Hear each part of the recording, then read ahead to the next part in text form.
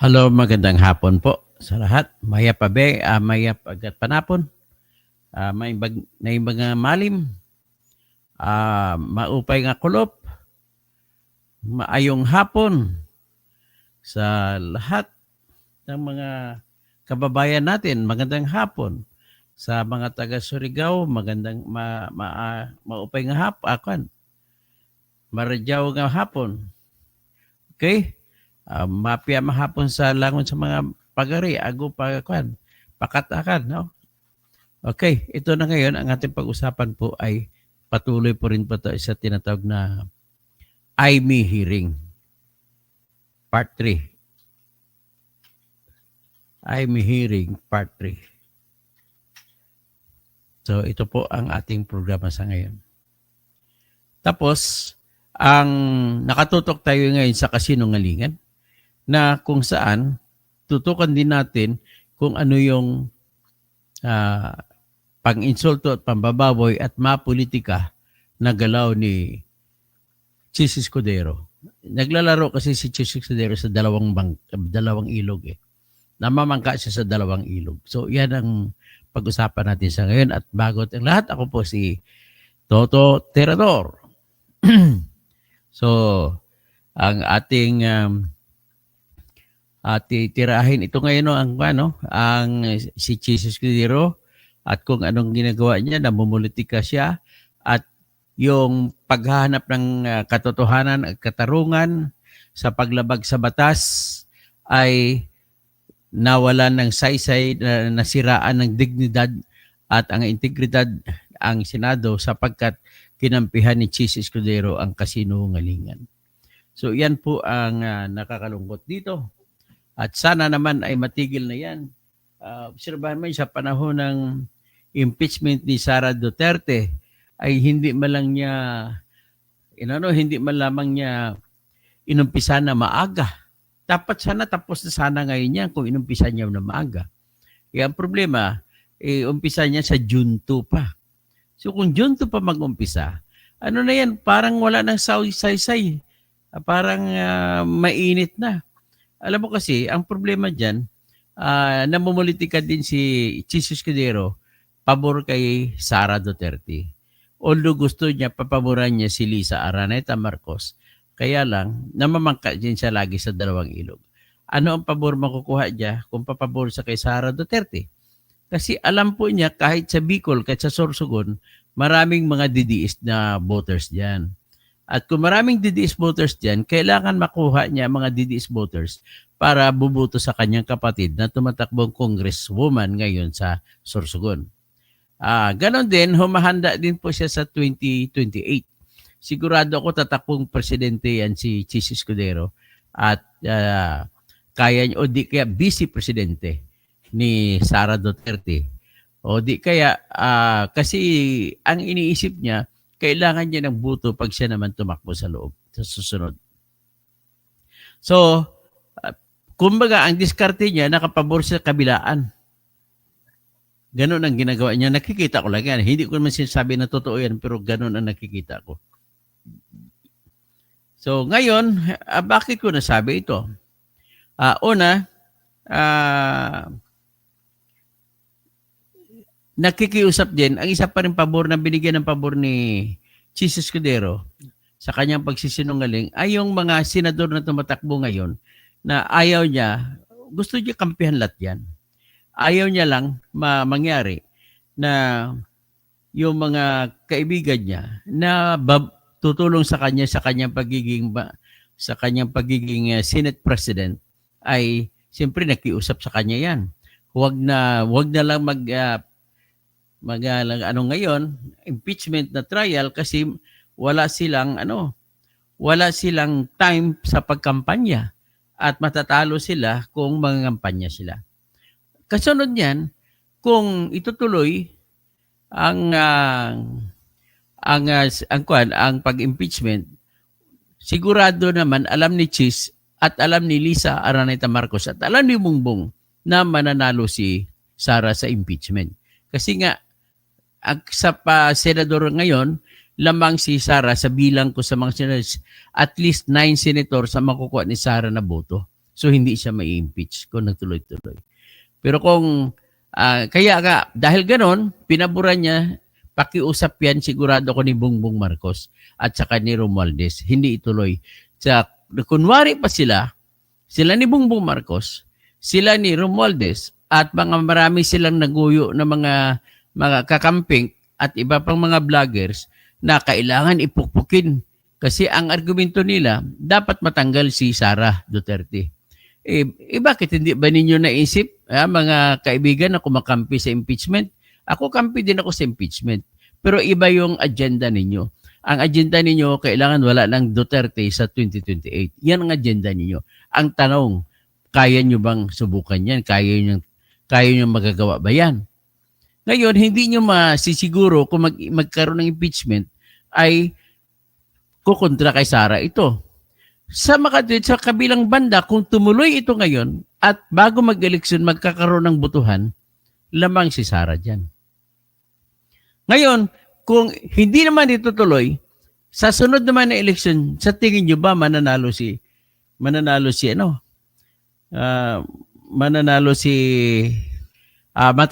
Sara? Pag-usapan natin yung katotohanan bago tayo tututok dito sa ginagawa ni Chis Escudero na pagkakampi sa mga kasinungalingan to the point or to the extent that it has diminished the integrity and the dignity of the Senate as an institution. So, ngayon, kung sa sunod na election pa, pagkatapos election mag-umpisa, bagong senador na, sa tingin mo ba, masisiguro mo na yung mga nanalong senador na 12 ay makukuha yon ni Lisa Araneta Marcos pabor sa impeachment at magsentensya na si Sara guilty? Hindi ka kasiguro. Alam mo bakit? Ito po. Kasi may bagong halal na 12 at nalalagay naman ngayon sa lalag ng alanganin yung dalawang nakaupo dyan na magpapahalal naman sa 2028. Yung magpapahalal sa 2028 na mga 12 mga senador ay sigurado ako maghahabol din ng boto yan. Kung maghabol ng boto, alam naman nila, recognize naman nila sa kalye surveys, lahat ng kalye surveys, yan po pinaniwalaan ko mga kalye surveys. Lahat ng kalye surveys, wala pa ako nakita na natalo ang Duterte. Pasensyahan tayo, yan ang katotohanan. Tingnan yung kalye surveys. Yan po ang totoong survey na walang daya. At nakikita mo yung tinatanong at ang sinasagot. Hindi kagaya sa survey ng SWS, Pulse Asia, Okta, Publicus Asia, NW Numero. Yan ang mga survey na yan, sila lang nakakaalam kung sino tinanong nila. Sasabihin nila scientific. No matter how scientific it is as you claim, but you cannot convince me. Ako na lang that your survey has that integrity and that reliability. Unang-una, wala kayong transparency. Hindi kagaya sa mga napanood ko na mahigit 30 na kalye surveys iba-ibang lugar. May Cavite, may Laguna, may Quezon, may Metro Manila. O kahit nga din sa Cordillera. Sa Mindanao lalo. Sa totoo lang, lampaso ang BBM senators. Lampaso ng Duterte senatorial candidates. Kaya naniniwala po ako na makikita mo ito pagdating ng election. Kaya kita mo rin ang bagong survey ngayon, although hindi mo kilala yan, hindi mo alam yan, umaangat ang mga PDP na kandidato. Anong ibig sabihin yan? Ang tawag nila sympathy surge. Bumulusok ang simpatiya dahil sa ginagawa niyong pambababoy. Pag-usapan naman pambababoy, kailan ba matitigil ang pambababoy sa Pilipinas? Kasi usapin na sa atin dito kung sinong namumuno, kung sino ang natalo niya dati, tinatapakan, lahat na lamang na gagawin nyo, ginagawa nyo. So ngayon, ano pa ngayon ang silbi ng paglilitis kay Duterte kung dinaanan nyo sa pangbababoy ng kanyang katauhan? Human rights violation din po yun. At sigurado ako, hindi rin papayag ang International Criminal Court na magiging kasangkapan ng human rights violation ng kahit sinong tao. Kaya nga, dyan po nakaangkla kasi may decision na po, ilang decision na rin, nagbabago na po yung tinatawag na doktrina ng Mali Captus Beni Detentus. Dati, sa ICC di pa nangyari ang Mali Captus Beni Detentus kontra sa mga sinasabi ng mga expert ko. No? Kasi nangyayari lang po ang Mali Captus Beni Detentus sa mga temporary tribunal kagaya ng Nuremberg Crime Tribunal na kagaya ng sa Philippines, Japan, yung mga Hapon na mga nagkaroon ng crime against humanity sa mga Pilipino ay sa bansa lamang natin yun sila nililitis. Marami ng Hapon pinatay dyan sa Muntinlupa. Ibig sabihin, hindi po ICC yun. Kagaya rin sa Israel. Kinuha nila sa Argentina yung si Adolf Eichmann, na number 2 man ni Adolf Hitler. Hindi yun ICC, hindi International Criminal Court yun, kundi korte ng Israel yun. So, kinidnap ng Israeli, Mossad, si Adolf Eichmann mula sa Argentina, sinakay sa eroplano ng Israel at dinala sa Israel at doon nila nilitis at piniring squad. Pinugutan, binigti ata nila. So, pagdating ng mong history ng mga crimes, mga crime trials, ang isa pang International Criminal Tribunal for former Yugoslavia, hindi rin, iyan lang po ang iyan lang po ang isa rin sa mga nag-observe ng tinatag na Mali Captus Beni Detentus. Na ibig sabihin, kahit anong pagpagkahuli, masama man, may violation sa human rights, tuloy-tuloy tinatanggap ang trial. Pero ang pinaka-pangulo dyan na kinasuhan ay si Slobodan Milosevic ng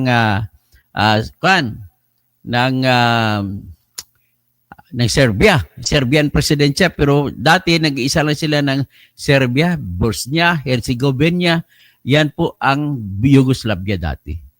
So, ito naman, sa kaso naman sa mga dating kaso na mga hindi pa ICC, hindi pa dumating ang ICC, puro ganun po tinatanggap kahit na may paglabag sa human rights ang paghuli.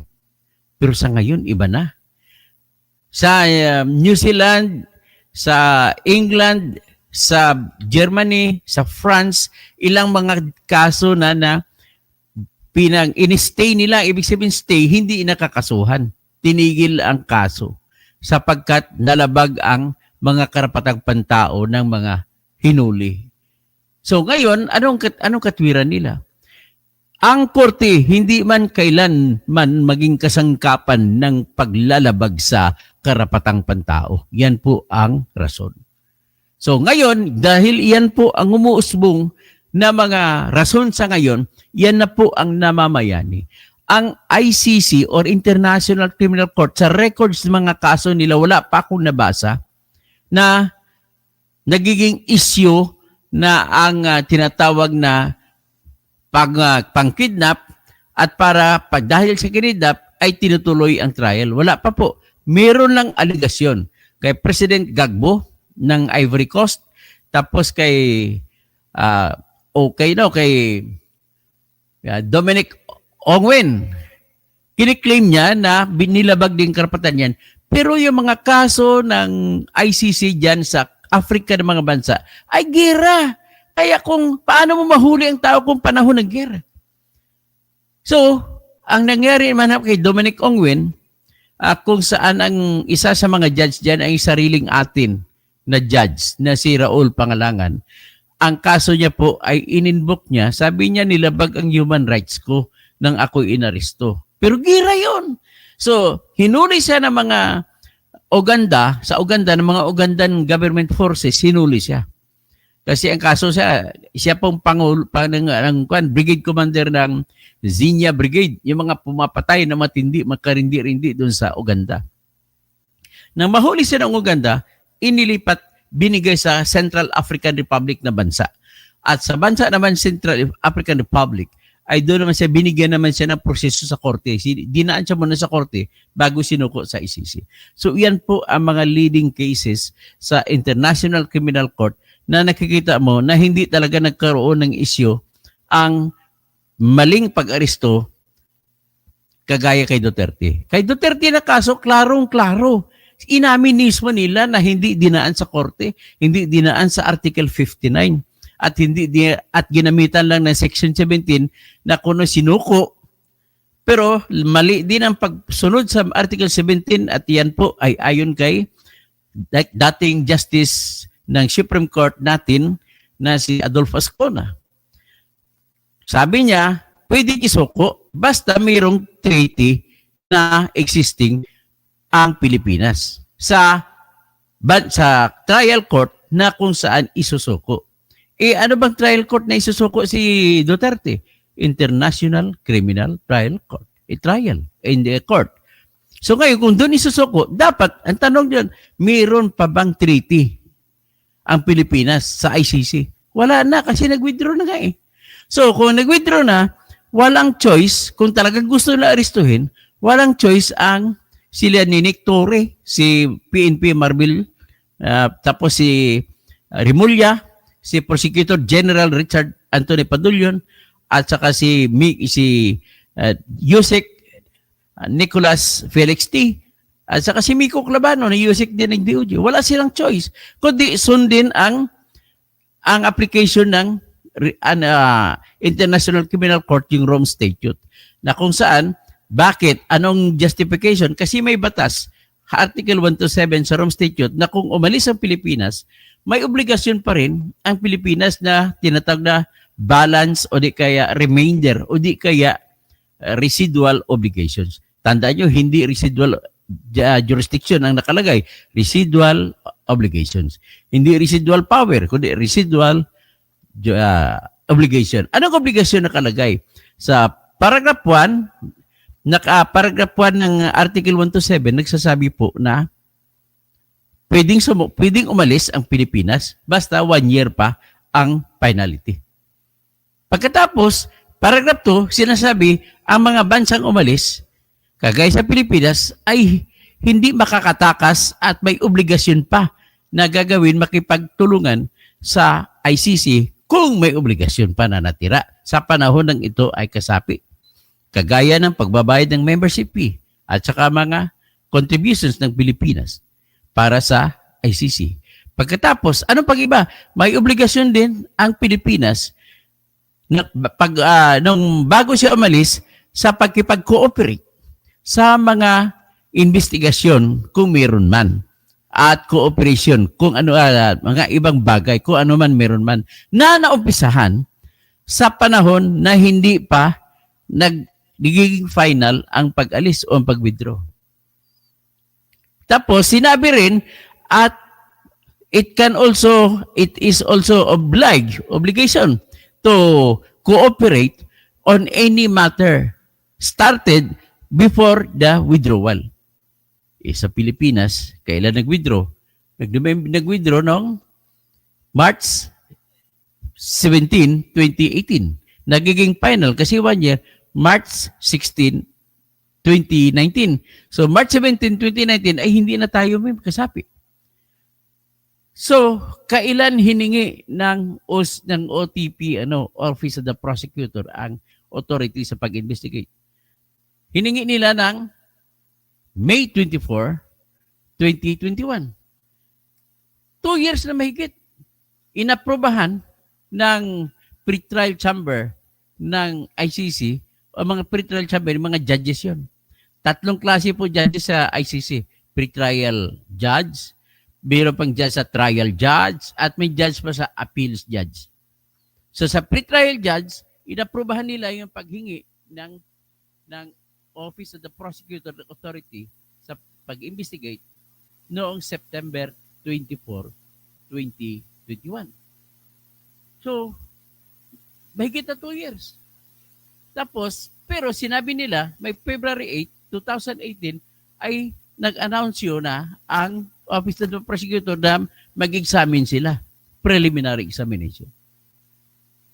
So ngayon, ang contention ko dyan, which is, I'm too proud, sa sunod ko na lang ipaliwanag sa sunod na vlog ko, na wala na talagang jurisdiction ang ICC sa Pilipinas. Nevertheless, balik tayo dito sa usapin na kung saan naging umpisa yan. Ang unang kasinungalingan dito na pinoprotektahan ni Chis Escudero ay yung kasinungalingan ni Remulla. Sinasabi ni Remulla na meron daw extradition treaty na papel na pinadala. Hindi naman niya binigay ang katibayan kung meron. Kung meron man ang papel na pinirmahan ni kunwari Ambassador Marcos Lacanilaw, ay hindi naman yun extradition papers. Wala nga katibayan pinakita si Remulla. Mahilig lang magkwento, mahilig mag-imbento ng facts. Kaya kasinungalingan ang kanyang pinagsasabi, pinotektahan siya ni Chis Escudero.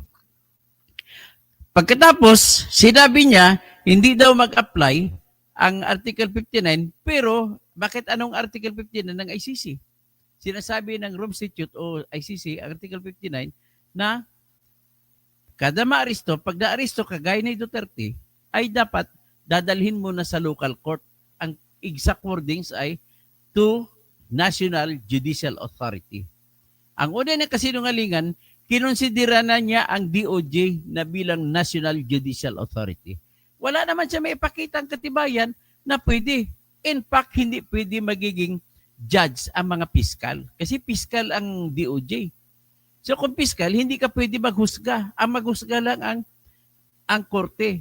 So ibig sabihin, hindi siya pwede matawag na judicial. Ang katawan o opisina na tinatawag na judicial ay yung mga nagja-judge lang. Yung DOJ, nagdidesisyon lang kung may kakaso o hindi. Yung pagkaso, iba yun. Iba naman ang paghusga.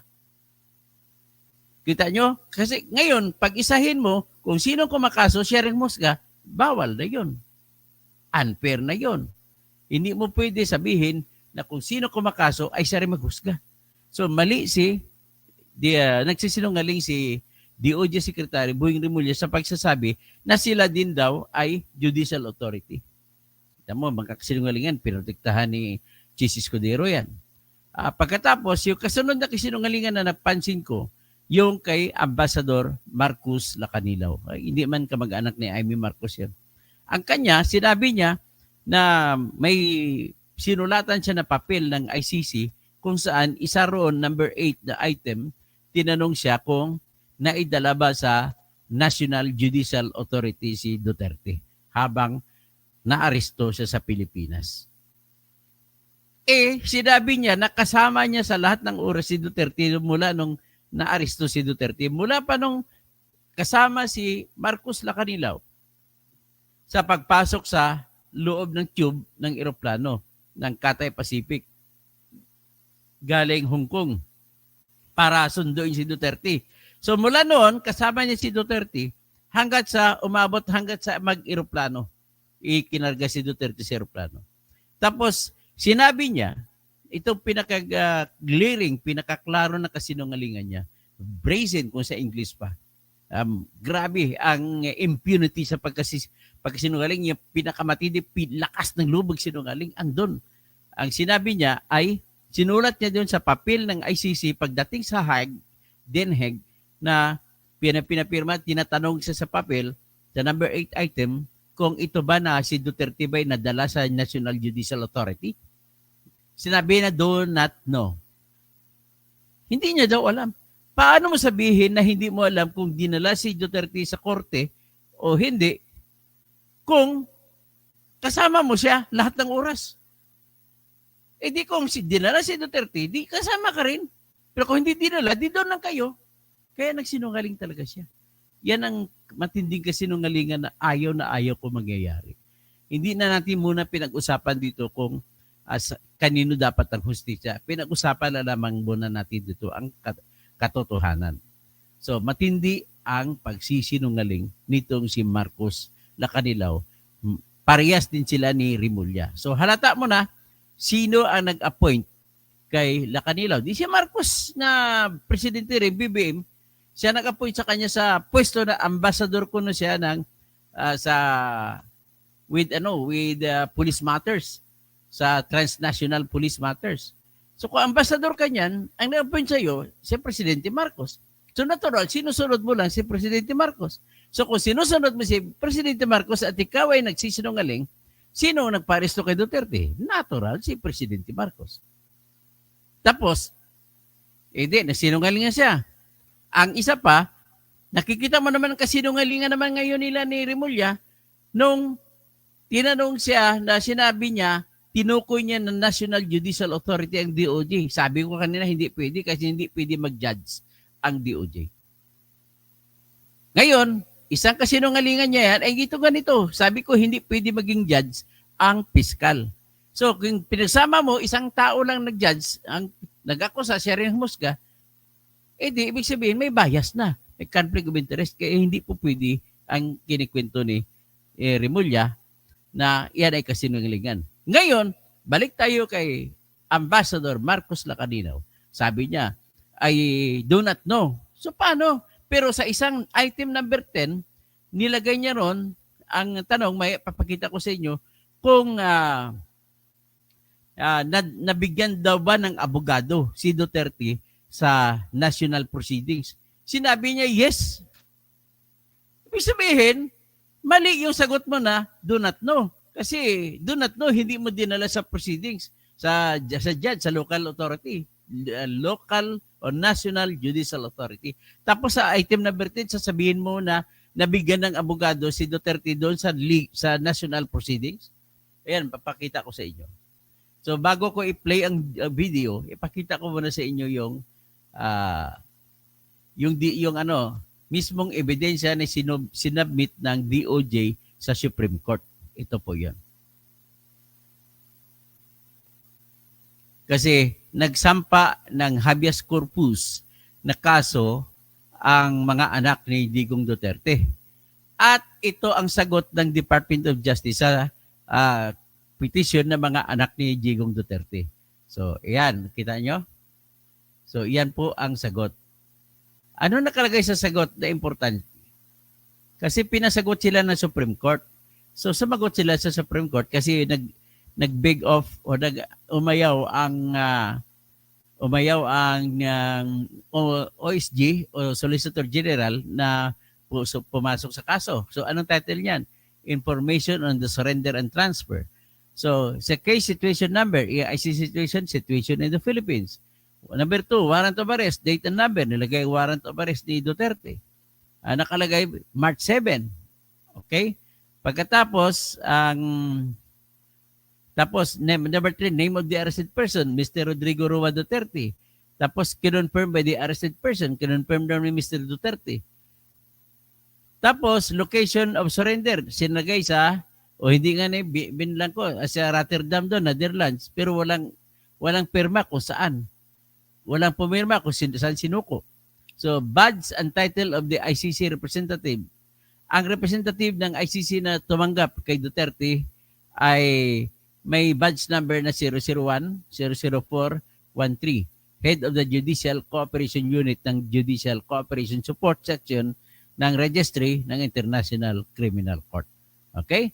So, tapos, procedural details during surrender to the court of the arrested person in the presence of the authorities. Number 6, name and title of the person representing the state authorities for the purpose of the surrender. Sabi niya, the person, ang itong sagot naman ni Marcos Lacaninaw, the person representing the authorities for the transport of Mr. Duterte is Ambassador Marcos B.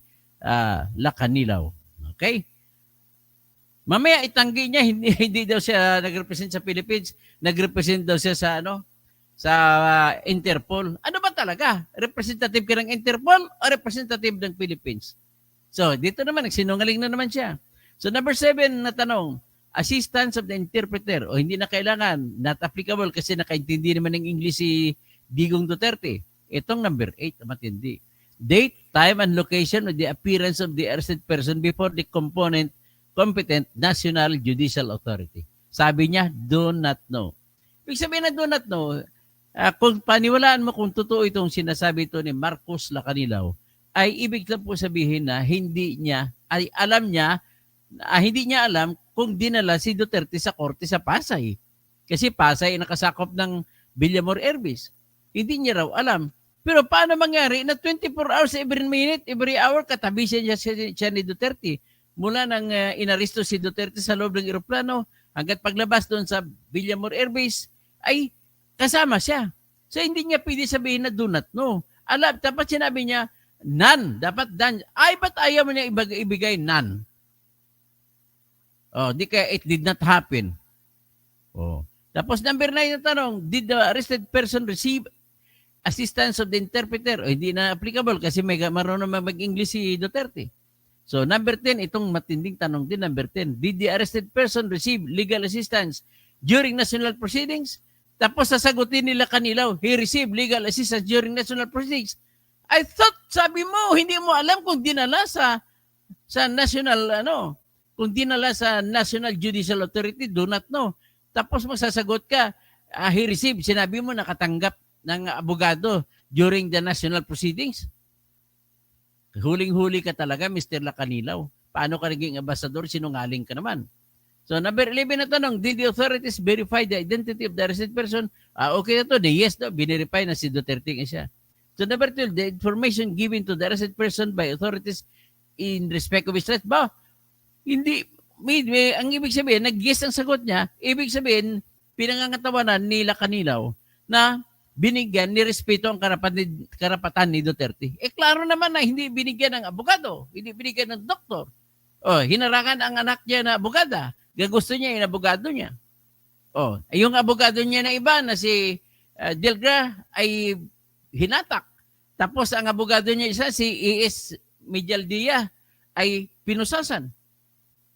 Tandaan niyo po sa batas, sa Republic Act 436, nagsasabi, bigyan mo siya ng kanyang abogado. Ang gusto niya, hindi yung abogado na itutulak mo. Mamimili ka, entitled ang mga akusado na hinuli ng kahit 10 abogado pang gusto niya. Pinatawag niya ang anak niya, si Sara Duterte, nasa labas lang, ayaw papasukin lang ni Nick Torre.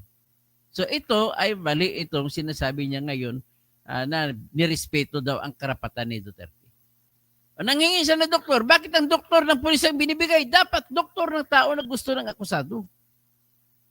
Mali talaga to. So ito naman tanong, documents regarding the arrested person transmitted to the ICC. Sabi niya, travel document daw ni Digong Duterte. Obviously, may passport man siya dala, galing sa Hong Kong eh. So digital copy of the certification from the Department of Justice, Manila. So kasama din daw yung certification na nagkaroon na ng judicial proceedings, National Judicial Authority. Pero ang gumawa nun ay Department of Justice, hindi korte. Number 14, information transmitted by the SEC, representatives to the arrested person in the presence of the state authorities. Sabi niya, in the presence of Mr. Medialdia, abogado niya. Tapos sinabi dito ng ICC, ang taga-ICC naman ito sumulat, the ICC representative informed Mr. Duterte the next step that would be followed, that he is going to be transferred to the ICC detention center by the Dutch authorities. He was informed that he was arrested in the implementation of an ICC warrant for arrest. He was informed that he will be checked by medical professionals.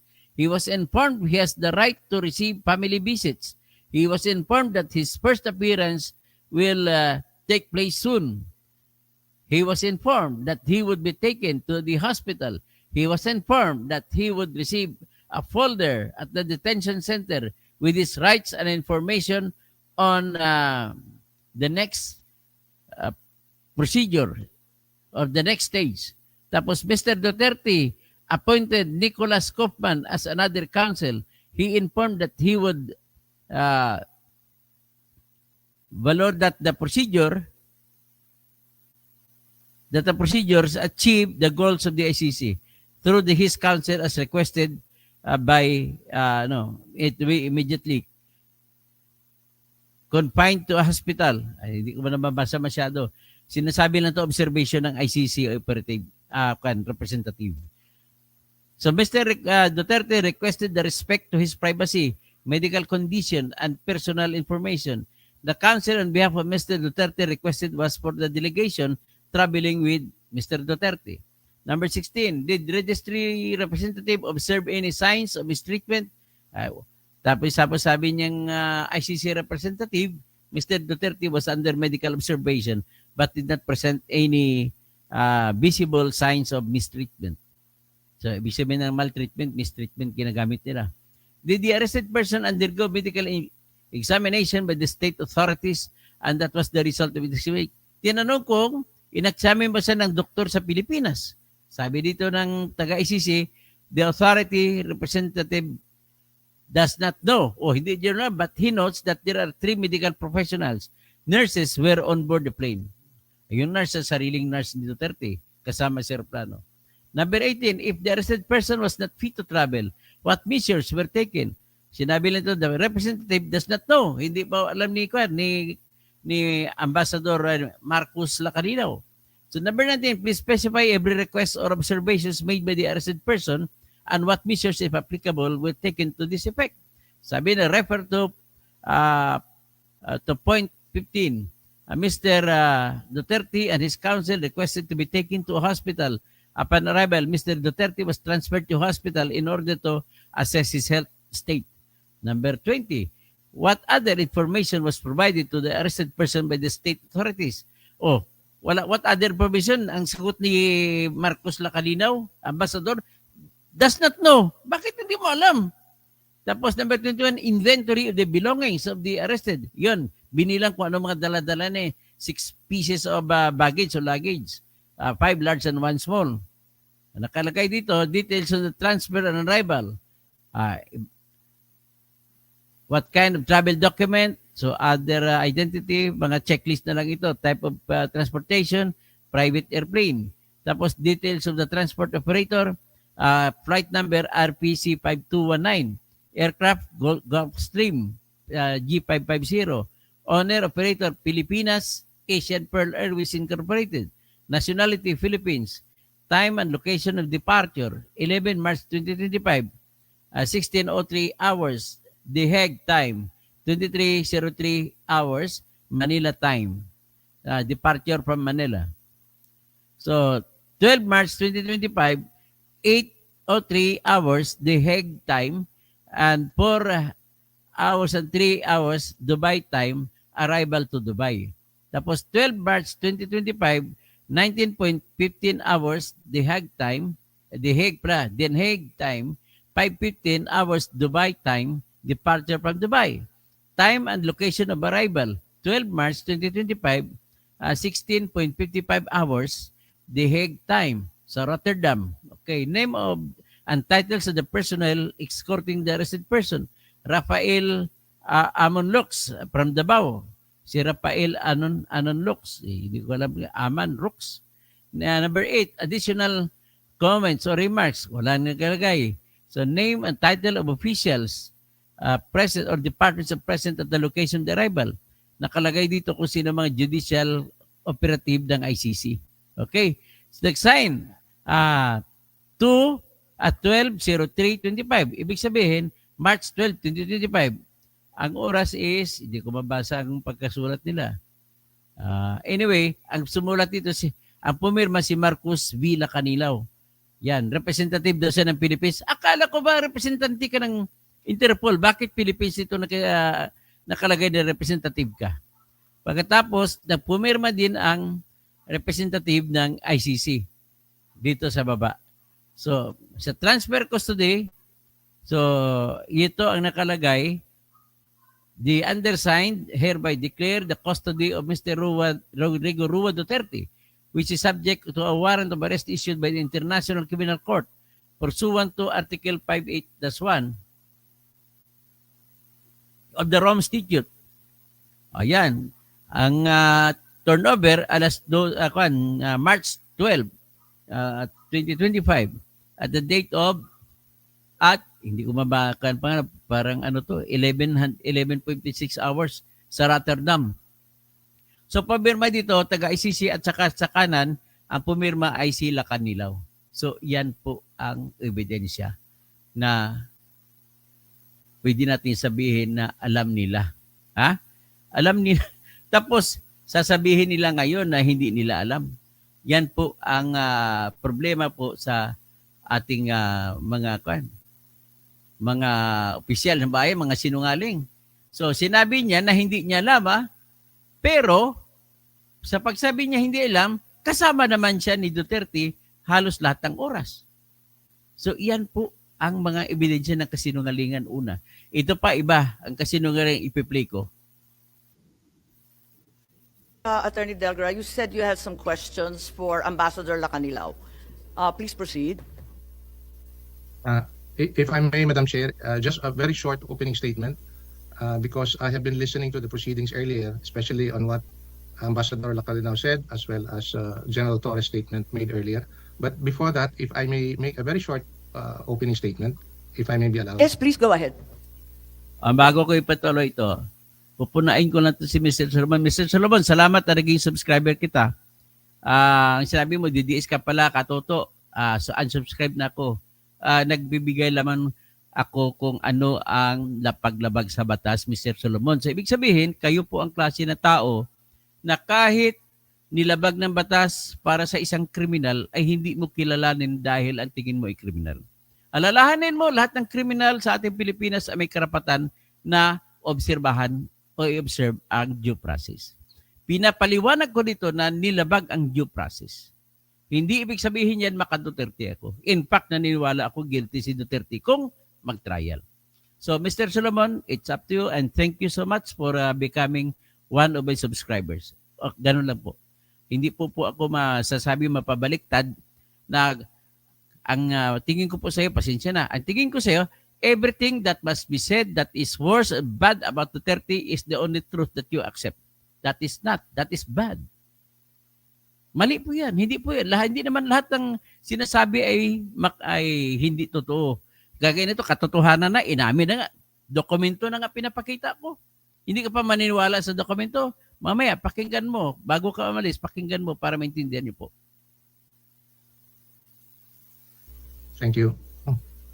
I thank the Senate Committee for inviting me in today's hearing. At the outset, it is our humble submission that the Senate Committee and eventually Congress to craft meaningful legislation, among others, on making persons liable who bring, cause to bring, or force to bring Filipinos out of the country without legal or proper travel documents.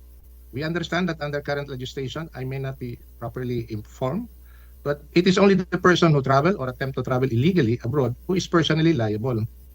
In the case of the former President Rodrigo Roa Duterte, he has vehemently objected his transport to The Hague, the Netherlands.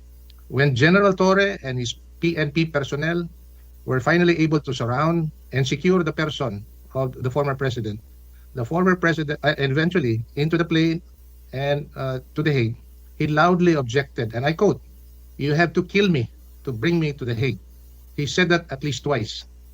That said, the former president, he has consistently said that he will face any case that may be filed against him in the Philippines in relation to his administration campaign against illegal drugs. Another point that I would like to state here for the record for the Senate Committee to consider is to review the consistent government policy to assist any Filipino harassed, arrested, detained, or even convicted abroad for whatever cases filed against them, extending in any legal assistance, including the repatriation of its citizen to the Philippines. Very recently, three Filipinos were detained in China, but were assisted by the Philippine government through this administration. And I think 2 or 3 days ago, 15 Filipinos whose cases were dismissed in Qatar, crediting this administration's assistance to our kababayan. What is upsetting and mind-boggling to me is that we have an elderly Filipino citizen, an 80-year-old Filipino, who was arrested and detained in the Philippines, allegedly by virtue of a foreign, not a local warrant, and forcibly brought out of the country to be brought to trial in a foreign court. And that is my opening statement, Your Honor. Thank you. You had a... So ang puntos lamang dito ni Attorney Delgra. Ito po si Attorney Delgra, yung hinatak ni Nick Torre, doon nga katabi ni Duterte, na salita sa I invoke Article 59 of the Rome Statute, na hinatak siya. Yan ang sagot sa kanya. So ang sinasabi niya lang dito, kung ang Pilipinas ay nagkukumahog para maisalba yung 3 Pilipino na hinuli sa China sa sa akusasyon na sila ay espiya, ng espiya laban sa China, tinutulugan ng Pilipinas. Tapos, kung ang 15 na Pilipino na hinuli sa Qatar ay itinulungan ng Pilipino, 17 kahit na nagdabag daw sila, kung ano man kasalanan meron doon. Kung ang ibang Pilipino, kagaya ng tinutulungan ng Pilipinas, bakit ang tayo naman, ang isang Pilipino na dating presidente, ay bakit hindi man lang dinaan sa proseso at tinapon pa sa ibang bansa? Yan po ang tanong niya dyan. Yan lang ang akin lang dito. Naniniwala po ako sa lakas ng ebidensya laban kay Duterte, pero mali po ang ginagawa nila na pinuputbol nila na hindi nila ino-observe ang due process. So Solomon, makinig ka po kailan pa ba matatapos ang sistema sa Pilipinas na kada may papasok na bagong presidente, sisipain ang mga naglabag, mga kriminal na inabutan niya, mga dating presidente na sa tingin niya kriminal, ay nilalabag ng batas. So ganun po ang dapat matigil na. Every now and then, panahon ni Gloria, ganon ginawa. Panahon ni Erap, ganon din ginawa. Hindi na ba tayo titigil sa ganon? Dapat, wala na yan. Dapat maging disente na po tayo. Kailangan lahat, kahit kriminal, hulihin man ng pulis, wala pong karapatan ang pulis na papatayin ang isang kriminal na nahuli niya. Maliban na lamang kung talagang nanlaban. Pero kung ano nang umaabanti lang at wala namang bit-bit na baril, hindi ko papatayin yun. Ganun po yun ang proseso. Pagiging patas lamang po tayo. Aanhin mo ang pagpaparusa sa isang kriminal kung ang ginawa mong pagpaparusa ay nilabag mo rin ang karapatang pantao ng kriminal na yon? Tama ba yun sa konsensya natin? Akala ko ba ang sukatan ng totoong tao sa kanyang karakter ay kung kaya niyang bigyan ng patas na laban ang kanyang kaaway? Dito, very obvious naman na si BBM ang nagutos. Inutos pa nila yun na ikarga, itapon. Galit na galit sila. Bakit nagalit ka ba? Totoo ba yung bangag ka? Dahil lang sinakusan ka bangag ka, kung hindi man totoo, dapat hindi ka magagalit. Pero kung nagagalit ka, ibig sabihin, totoo yan. So, ganun po yung nakikita. Yung sigaw ko lang dito adikain, dapat tigil na yung sistema na ganun. Kahit kriminal po, karumal-dumal man ginawa, ng rape man siya ng 10 o basta nahuli siya, igalang natin ang kanyang karapatan sa proseso ng ating batas. Wala nang ibang karapatan na tira sa isang kriminal na nahuli, kundi yung karapatan magkaroon ng pagmamanahimik, mabibigyan ng abogado kung may wala siyang abogado, pero siya lang may karapatan pumili ng kanyang abogado. At iba pang karapatan niya na sa isip ipapalagay na siya hindi guilty or presumption of innocence. Ipapalagay na siya ay may karapatan na babasahan ng kaso pagdating sa korte. Ipapalagay na dadalhin siya sa korte. Ipapalagay na magkaroon ng paglilitis. At ipapalagay na mayroon siyang karapatan magdepensa. Ibig sabihin, ang argumento ni Sir Solomon na gano'n na pag si Duterte ay hindi na dapat bigyan ng gano'n. Ako po, pasensya na kayo, hindi ko po mapapatawad. Kahit na naniniwala ako guilty si Duterte, ay hindi po hindi po pwede yung ginawa na hindi sa dinala sa korte. So kasinungalingan yun pag sinabi nila na hindi na observe ang Article 59 at pwede na yung isusuko. Kasinungalingan po yun na malaki.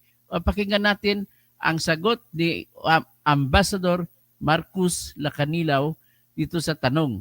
Question? Why what the government Ambassador Lacanilao is saying is utterly untrue, as well as what General Torre have said earlier about the doctor. Ano po ang nangyari sa pakiwari ninyo? Kasi sinasabi ninyo hindi totoo yung sinabi ni Ambassador Lacanilao at ni General Torre. Ano ba talaga nangyari? Sandali may tanong kasi si Jerry Moros. Kung nasabi na daw ng Supreme Court. Wala pa namang decision ng Supreme Court. Pero ako sa binabase ko sa batas, nagsasabi ako na illegal ang pag-aresto. Okay. Si Justice Ascuna naman na nagsalita, guest siya dyan sa hearing na yan. Sabi niya, tama yung warrant of arrest, pero mali yung pag-aresto. Pinoprotestahan niya rin yung pag-aresto. Okay, ganun na po. Pakinggan na natin ang sagot nila. Just to give context, Madam Chair, in the same way that Senator Bongo was not allowed entry when we arrived at the NAIA 3 terminal and to talk to the former president, but he was eventually brought to Villamor, we were able to follow the former president to Villamor. Apparently, the guards at Villamor were not able to see who else were in the convoy, so we were able to get in. Unfortunately for Senator Bongo and the rest, including some lawyers, they were not able to get in, despite their request that they be able to see the president. That said, I was there all throughout the day until the time he left in the evening. And Ambassador Lacanilao was there as well inside the Villamor Air Base. So as to the question number 8 of that information on the surrender and transfer of the detained person referring to the former president, hindi naman po masabi. Let's take away the certification mentioned by the DOJ because he has personal knowledge of the fact that the former president was never transferred or brought to a national competent judicial authority in the Philippines. Okay ha? So, diyan mo makikita ngayon, sasabi, si Atty. Delgra po, katabi po siya ni Duterte. Katabi rin siya sa kabila ni Duterte ay si dating Executive Secretary Salvador Medialdea. Tapos, dalawa lang silang abogado doon. Entitled si Duterte na kumuha pa ng ibang abogado. Kaya si Sara na nandoon na sa gate, hindi pinapasok ni General Nick Torre. Biro mo, tanggalin mo na siya Vice President. Natural na anak siya sa ilalim po ng Republic Act 8436, Mr. Solomon, at saka si Mamerto Lawrence, dapat igalang natin ang batas. Republic Act 8436, yung Miranda Rights Law, na nagsasabi ang lahat ng akusado sa pag-arest, pagkatapos ng aresto, may karapatan po sila mamili ng kanilang abogado. May karapatan din po sila na bisitahin ang kanilang kamag-anak. May karapatan sila magpatawag ng kanilang doktor. May karapatan sila lahat. Yung tatlong karapatan na yan. At least, yun na lang ang karapatang natira sa kanila. Ang karapatang pinakamahalaga ay yung kalayaan ay wala na, nakaposas na sila. Ganun po yun. Kaya matuto naman po tayo tumingin kung anong proseso ng batas. Hindi tayo magiging emotional just because 30,000 kuno ang pinatay. That's beside the point. Hindi po katanggap-tanggap yan na argumento na dahil marami pinatay, ay papatayin mo na rin yung mama. Na-aristo na nga eh. Okay? So ito, ulitin ko lang, sinabi ni Atty. Delgra ay nandun siya, wala siya nakitang ibang abogado kundi silang dalawa lang, at walang ibang doktor na pinapunta, at hindi pinapunta yung anak ni Digong Duterte na abogada bilang abogado niya sa oras na yon, at hindi dinala si Duterte sa korte ng lokal sa Pasay o sa kung saan man. Kasi Pasay ang nakasakop sa lugar ng Villamor Air Base. Sinasabi rin ni Atty. Delgra na kasama niya doon, nandoon si Ambassador Marcos Lacanilao. At dahil nandoon siya sa lahat ng oras, hindi niya pwedeng sabihin na hindi niya alam kung dinala ba si Duterte sa Pasay Court o hindi. Sapagkat kung dinala naman sa Pasay Court, dahil kiniklaim niya siya ay representative ng Philippines o di kayo ng Interpol, ay obligado rin siya sasama sa korte kung dinala nga si Duterte sa korte. Therefore, it's a big, big, big lie for Marcos Lacanilao to say that he did not know whether Duterte was brought to a local court or not. Ganun po ang ginagawa niya. Brazen liar. Lying out and out liar ang nangyari sa kanya. At bakit kaysa may puso siya, may kakayahan siya magsinungaling?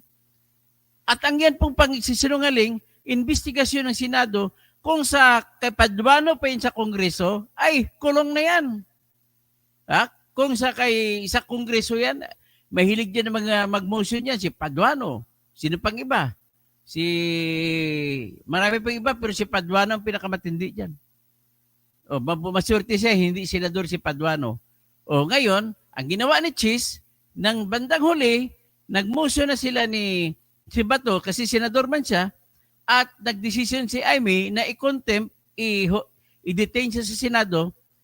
Nakialam si Chis Escudero. Pinalaya niya. Anong klase itong taong ito?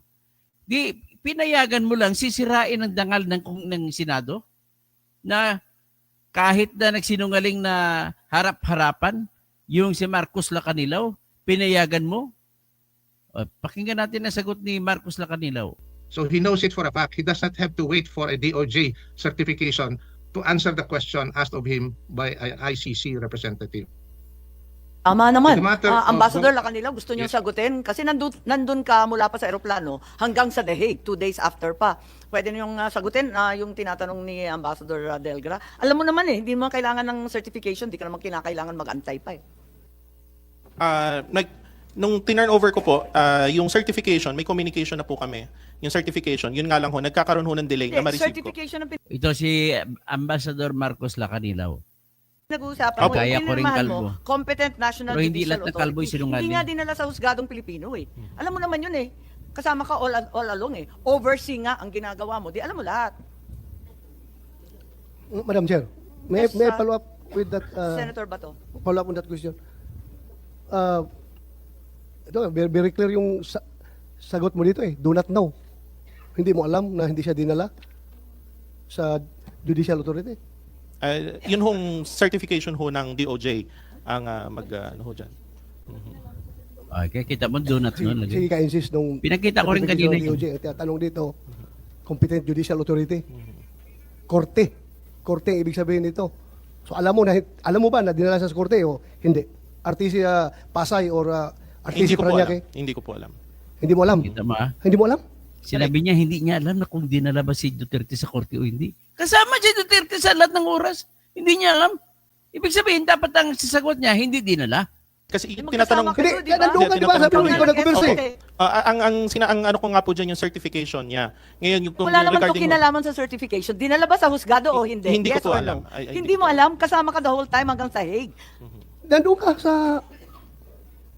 Oy, magsabi ka ng Opo, totoo. opo. We're all under oath here. Yes, madam. So alam mo kung dinala Alam siya mo, o hindi hindi? mo alam. Hindi ko po alam. Kasi hindi Paano naman ho hindi ako... mo alam? Binantayan mo mula nung dumating mula sa Hong Kong, sa airport, dinala sa Villamor, dinala sa The Hague. Kasama ko all throughout. Opo. Pag sinabi mong hindi mo alam, you are lying. You are lying. Eh, nandun ka all the time eh. Hindi mo alam na dinala siya sa korte? Hindi mo alam? Hindi ko po alam, Mr. Senator. Ando ka katabi mo sa lahat ng oras si Duterte, tapos sasabihin mo hindi mo alam kung dinala si Duterte sa korte o hindi kasi alam mo doon lang kay sa Villamor. Pag galing, ikaw pa kasama sa pagsundo sa loob ng aeroplano? May I clarify? I think we should ask Attorney Delgra, what do you think of the answer given that he was not aware of any information regarding the competent National Judicial Authority that he signed on to? Pwede bang mangyari yon, Attorney Delgra? I join the observation of Senator Bato that the Ambassador Lacanilaw is lying. Kasi Oh. all he needs to know is whether the former president was brought out of Villamor and brought to a local court. We don't have to skirt and hide behind a DOJ certification to attest to the fact as to whether he was brought to a local court or not. He was there all throughout as he has in fact admitted. So all he has to do is hindi po inilabas yung former president to be brought to a local court. I think that would have been sufficient for him to say. But he keeps on saying that he does not know. Kasi ang That's the tamang problem. sagot, no. Hindi po ba? Ang tamang sagot, no. At alam niyang no. Kailanman hindi dinala sa husgado. Tama po ba? Tama. I agree with that, Madam Chair, that the proper answer to this question would have been no. At saka hindi mo na kailangan magiging judge. Hindi mo na kailangan dalhin sa korte para alamin kung tama ang sagot niya o hindi. Thank you, Attorney Delgra. Una, inamin na ni Marcos Lacanilaw na nandun siya sa lahat ng oras. Kung inamin niya na nandun siya sa lahat ng oras, para niya na rin inamin na hindi sila umalis sa Villamor at para niya rin inamin na hindi dinala sa korte si Duterte. And yet, sa sagot niya, hindi niya alam kung dinala sa korte o hindi. Ambassador Lacanilaw, Yes, ma'am. Still ma'am, yung nasabi ko po. You still didn't know, in spite of overseeing the entire operation for both the Interpol and the entire government of the Philippine Republic. Tama? Yes, Madam Chair. Hindi mo pa rin alam. Madam Chair, last chance mo, Ambassador Lacanilaw. We are giving you the chance to say the truth. Opo. Hindi Nagsasabi mo po alam? ako ng totoo. Hindi, opo. Hindi mo alam na hindi siya Wala tayong dinala. magagawa Opo, niyan. opo. Ikaw Nasaan ka nag-oversee sa doon? airport? Saan ka doon sa airport? Nandun ka sa picture? Dun ho sa tube. Oh. Tapos Oh, so dun sa tube ka lounge. pa? Sa tube. Sumalubong Mula ka sa doon sa tube. aeroplano, sa tube. Hanggang dinala siya sa Billabor, kasama ka. Sa 250? Oh, Sa 250, umalis ho ako eh. saan ka pumunta? Dun ho sa likod kasi meron hong waiting area dun Sa sa likod likod. lang. Sa likod pero lang, hindi bro. ka umalis. So hindi na ho ako nag-intervene after nun eh. Hindi mo alam na hindi siya dinala. Hindi po. Madam Chair, I think this resource person is lying. Yes, that seems clear. Kakaswakan Secretary lang, Remulla, perjury. you wanted to add to the false. Yan na lang ang pag-usapan natin kasi mag-isang oras na ako. Salamat po sa pagpanood ninyo at sana naintindihan nyo kung anong ibig sabihin bakit ko pinalabas ito para na magkaroon po tayo ng tinatawag na aral sa buhay. Sana matigil na po yung ganti-ganti. Kung sino man ang mananalong presidente sa sunod, dapat hindi nagaganti. Halimbawa si Sara, huwag niya namang gantihan yung mga tao ni Marcos na mga ganon. Dapat matigil na po yung pambababoy kahit akusado. Yun ang pong hiling ko para maging maayos ang ating lipunan. So Jerry Moros, nagtatanong ka kung sino kaya sa tingin ko maging decision ng Supreme Court. So hindi ko pinagong na Supreme Court pero naniniwala lang ako sa batas. Ang batas po ay nagsasabi na lahat ng klaseng pag-aresto ay kailangan dumaan sa korte. Yan lang po ang aking masabi. Therefore, kung ang tanong lamang kung illegal ba yung pag-aresto kay Duterte, hindi, illegal po ang pag-aresto. Hanggang dyan lang muna ako. Okay? Sa susunod na lang pag-usapan yung kung talagang guilty sa o hindi. Okay? Hanggang dyan na lang po at maraming salamat po sa lahat at maraming salamat po sa inyo. Magandang gabi.